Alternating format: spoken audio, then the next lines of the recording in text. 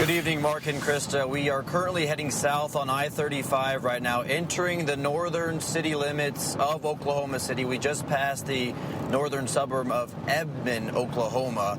And as we've been traveling down from Kansas City to Oklahoma City, we've been monitoring the reports, making phone calls, gathering the latest information. And right now, what's going on in Moore are several things. The first responders and the National Guard will be bringing in some heat detecting cameras that will assist in locating any survivors or any casualties. Also going on, shelters are starting to open up. We've already seen reports of about a half dozen shelters that have opened up.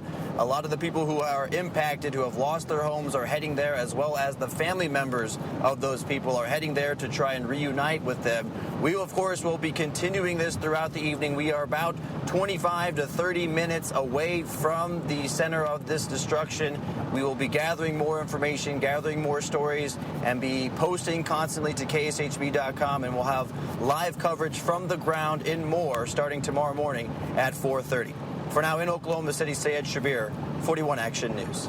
It has been an exhausting night here in Moore as the search and recovery effort has been going full stride throughout the night and into the morning. Right now, I'm standing at the command post here, which is about 3 miles from the disaster site. But this is where law enforcement personnel, as well as the American Red Cross, have set up their headquarters. And we expect a news conference to begin right here in about a half an hour at 6 o'clock. But if you take a look at some of the video that we shot during the overnight hours, you can see the destruction is widespread and complete. You can see twisted metal. You can see houses destroyed, power lines down. We got shots of the Moore Hospital, which is completely destroyed, with cars and the parking lot just piled up on top of each other. Now, when the storm hit, we also spoke with some people who ran in to help their neighbors. This is what John did when he ran to some of his neighbors and tried to help them. We just pulled boards and trash and everything away and waited till people screamed and just pull them up from there. I mean, you basically ran from like pile to pile and waited for someone to scream.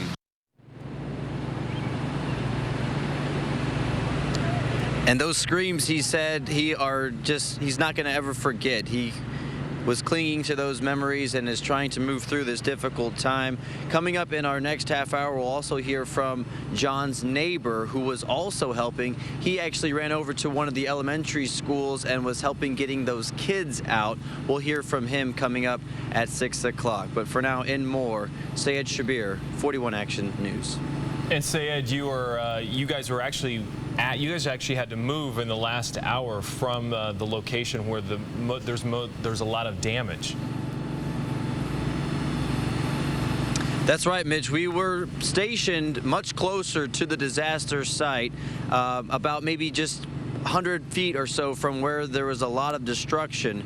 But just about an hour ago, the police came through and had all the media trucks who are out here, and there are a lot, including the network stations, the national stations, as well as all of the local stations that are out here. They had all of them moved to a different media location. We came here to the command post to set up for these live shots, but it has been difficult trying to get through all the different roadblocks. But the law enforcement agencies are just trying to keep everyone safe, and media included in that. Absolutely. All that tornado debris, you don't want to step on something that could possibly harm you. Now, Syed, we just saw a big flash of lightning happen there behind you. What are the weather conditions that you're dealing with here this morning? And I'm sure it's frightening for people who, are still recovering from that tornado. Absolutely, Zhao Zhao. After something like this, the last thing you want to see is more severe weather coming in, and we have been seeing a lot of lightning in the area. In fact, we've been discussing whether or not it's safe to have our equipment up, our live equipment up, because they does stick into the air. But exactly like you said, these people are not wanting to wake up to see more rain, more dark clouds, and more lightning. It's just one more thing that's weighing heavily on their mind this morning. Absolutely, Mitch and Zhao. That's really the story that we've been seeing all through the night, is people coming forward and helping complete strangers, helping family, helping friends. But right now, what we're seeing here at the command post is 6 o'clock is shift change. So the officers who have been working over the night are coming here, grabbing a bite to eat, and are getting off the clock. And the people who have been resting throughout the night are coming here, grabbing a bite to eat, and heading to the disaster zone. But if you take a look at some of the video, there was one remarkable story of heroism from Jesus Dominguez. He waited out the storm in a shelter at his neighbor's house, and as soon as it passed, he got out and was running towards the elementary school, Briarwood Elementary School. That's one of the two elementary schools that was hit. And if you can imagine approaching a completely destroyed elementary school and hearing the sound of young kids screaming, that's what Jesus heard, and he described that moment moments ago. You want to help them. It's painful, basically. Just the sound, hearing it, it's pain. Because you think of it, what if that was my family member? What was that? What if that was me? And that sound is something Jesus told me he is not ever going to forget. And he says he could not just walk by. When you hear something like that, there was something that just forced him to go and help. He lifted up boards, lifted up trees and limbs off of these young kids and helped them to get the first aid treatments that they needed. A lot of stories just like that that are coming up, and I expect to see more of that as we go through the rest of the day today. For now, live in Moore, Oklahoma, Syed Shabbir, 41 Action News. There are several shelters set up in the area, and we caught up with one. The First Baptist Church of Moore has really been the center point as far as the rescue shelters. They actually had about 300 people who had come through that church during the afternoon and evening and into the overnight hours. Those 300 people were reunited with their family members. A lot of them were children. Teachers and volunteers had brought the kids from those elementary schools to the church, and that is where parents were told to go and retrieve them. There were about 50 people who stayed the night there, and this morning now they are going to continue their search for their loved ones and try and reconnect with them. That same church is now going to be organizing a massive food effort. Right now they are preparing thousands of meals and taking bottles of water to the disaster zone, and will be delivering them to the people in need in the disaster zone. But you can imagine the emotions of watching these families get reunited. We're hoping to see more of that as the day continues.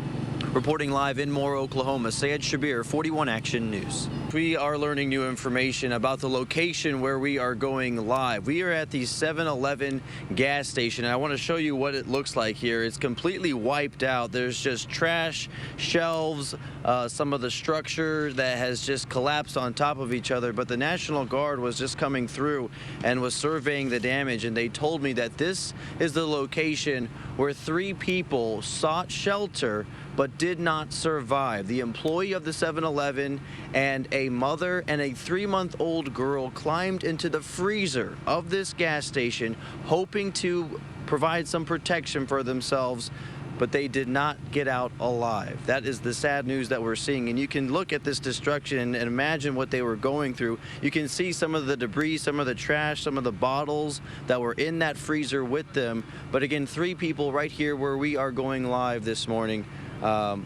That is where they lost their lives. More coverage coming from Moore, Oklahoma. Syed Shabbir, 41 Action News. Now, Syed, you've spent a couple of days down there in Moore, Oklahoma already. I do want to bring some positive light, though, to people who are hearing this, because we can focus so much on the tragedy of, what you were saying about the 7-Eleven there. But are you also hearing these, stories of hope, these stories of survival, the stories that, make you smile and realize that, through all of this, something wonderful can still happen? That's a great point, Zhao. With every sad story that we're hearing, we're seeing 5 to 10 happy and uplifting stories. There is so much good going on here as far as relief efforts, volunteers, and then the survivorship is just extraordinary. To hear what people went through and to come out on the other side and to kind of be grateful that they are alive. Even though they've lost everything, they are staying positive and are looking to the future, looking to clean up and rebuild this community. Complete devastation, Mitch. It's shocking to see how powerful this tornado is. I'm standing in that 7-Eleven that I've been standing in all morning long, and this is where the gas pumps used to be, and I want to show you what's left of the canopy that stood over the gas pumps. Look at this pile of rubble. All of this twisted metal and pillars have just piled up on top of each other, and over here is where one of the cars that was parked here at the gas station, and you can see it is just smashed by all of the debris on top of it. There's actually some pink dice in the mirror and some beads that I can see hanging off from the rear view mirror. It might have been a young teenager's car. You can see also there's a orange X on the side of the car there. That is what police and the first responders have been using to identify cars that they have already searched and that do not have anybody inside. So this car, fortunately, did not have anybody in it because you can imagine what would happen to them if they were inside. But just the destruction and the carnage is unreal here. I mean, I've seen it all throughout the days that I've been here, but as the sun came up and I saw this over here, it just kind of is speechless. It puts me without words. But we'll be continuing to cover the relief effort and the cleanup projects that will be occurring throughout the day today, and have more coming up on 41 Action News midday.